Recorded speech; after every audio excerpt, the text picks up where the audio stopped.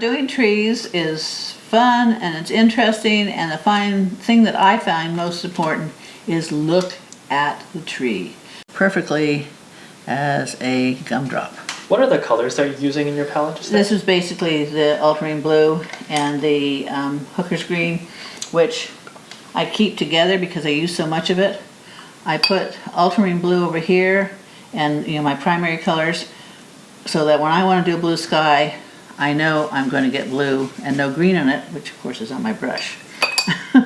But over here I have the ultramarine blue and the green because I use so much of it together. Here's burnt sienna, which I combine with the blue and green a lot because the burnt sienna, being on the reddish tone, tones down your green, so it's a more of a grayish color, a little easier to take than that. And the same thing with our basic Christmas tree, that goes that way.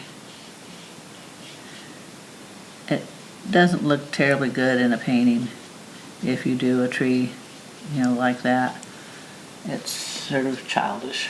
What would be the alternative then, the real way to do that? The real way is to look at the tree and just say, okay, it's got a pointed top, and it's got short branches coming off. If it's a fir tree, it's going to go up with the branches. So you see there is a resemblance to them. And you can put in a trunk and say I'm done. Put in a couple of other little spots, a couple of little branches. But the trees that are really interesting have been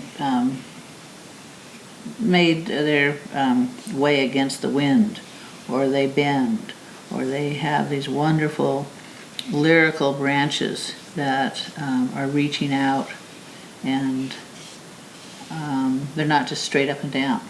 A eucalyptus tree has branches in the top, and they're always sort of clumps, and then they get heavier as they get lower down. And then of course the best part is the fact that you've got this wonderful trunk structure, that all these little pie plates of leaves are being held up by these multi-stems.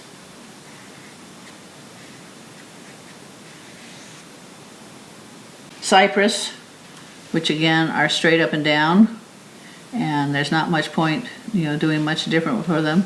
If you're going to have cypress, you're either going to have one because it's ornamental, or you're going to have a whole countryside of them because you're in Italy, and they're like having a bunch of soldiers lined up. And again, you could have the light coming from one side, so it's lighter on that side and darker on that side. And that's another thing, when you're painting out of doors, if you start at 10 o'clock in the morning, the sun is usually having risen from the east. Put an arrow that reminds you the sun's coming that way, the shadows are going that way.